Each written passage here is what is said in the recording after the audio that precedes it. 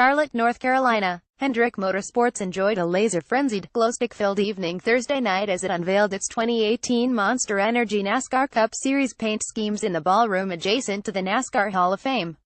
The 2018 drivers were all there, as were the inspirations Bill Elliott, Jeff Gordon and Dale Earnhardt Jr. for the paint schemes. The sponsor executives were there after a series of meetings earlier in the day, getting pumped for 2018, and, of course, the merch went on sale online afterward. But wait a second, don't we still have 7 races left in 2017? It's far from over, especially where I'm sitting, 7-time Cup champion Jimmie Johnson said about the 2017 season. We've got a lot of work to do. The Hendrick drivers could be forgiven if they've already started thinking about 2018, as the organization has managed just 4 victories this season thus far. But the 2 returning drivers, Chase Elliott and Johnson, still are among the 12 finalists for the 2017 Cup title. Martin Truex Jr. is a pretty safe bet to make it through the NASCAR playoffs second round, but you never know. With Charlotte, Talladega and Kansas this round, our man breaks down the 12 drivers left vying for the Monster Energy NASCAR Cup. Is it clear what playoff points really mean yet? Is racing Sunday afternoon at Charlotte a good idea? Is a winless driver on the cusp of a breakthrough? Will Chase Elliott have a Dover loss hangover? Our gang has it. Granted, they have led a combined 557 of the 8,371 laps this year with a combined 12 top 5s in the 29 races. Those numbers don't exactly scream championship. While Elliott and Johnson finished 23 Sunday at Dover, the 1-mile high-banked concrete track doesn't predict success in future races.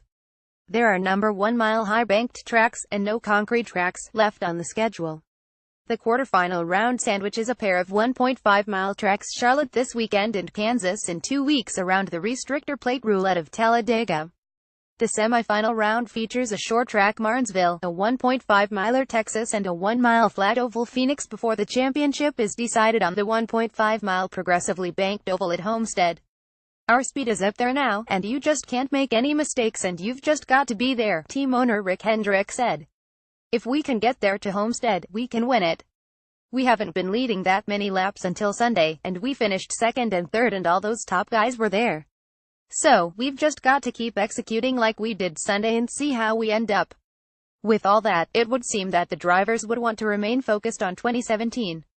But the drivers didn't mind a little bit of work on 2018 before they embark on the rest of 2017. We had to unveil them at some point, I guess, Johnson said. This is different, this is early. From a superstitious standpoint, we'll reserve our opinion until next year and see what happens. It's actually nice to have this over and done with. I don't have to worry about it during the off-season, so I can spend more time skiing. Elliott will drive the Elliott family number 9 next year, and William Byron will move into the number 24 made famous by Gordon. There was Elliott, hanging with his 2018 paint scheme and number. This number feels like home to me, but I do feel like I have an obligation to finish the year out strong in the 24, Elliott said. It's not only an obligation that I feel like I have because I'm switching numbers, but I really want to have success in that car in that number. Elliott probably would take anything as a distraction over how he lost Sunday at Dover. He saw a 4-second lead evaporate at the hands of Kyle Busch, who passed Elliott with a little more than a lap remaining to earn the win. Johnson and Elliott talked Sunday night about learning from the race and about moving on from it. Jimmie Johnson is still in the 2017 playoffs, and he intends to stay into the end at Homestead. Chris Trotman Getty Images. You're never going to forget days like that, said Elliott, winless in 70 career starts. You're always going to wonder the what-if game and whatnot in your mind and look back into the things that you could have or should have done differently.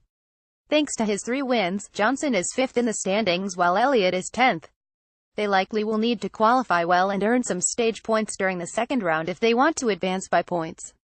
A win is possible, but Johnson hasn't won since Dover in June, and Elliott still seeks that elusive first win. They know they're not in a points position with the stage points to carry themselves through easily, and they've got to perform at a high level, said Gordon, who has an ownership stake in the organization. I think they're ready to step up and do that. Gordon said Johnson can't be counted out, especially with some of his best tracks coming up, and Elliott gained confidence in leading laps at Dover. Both Elliott and Johnson indicated they felt they had a strong opening round of the playoffs. I think we're doing well, Johnson said. Of course, we want more speed. Of course, we want to be faster. I think we're off to a good start in the playoffs. This format, in general, doesn't suit us. But we love a challenge and we'll figure it out.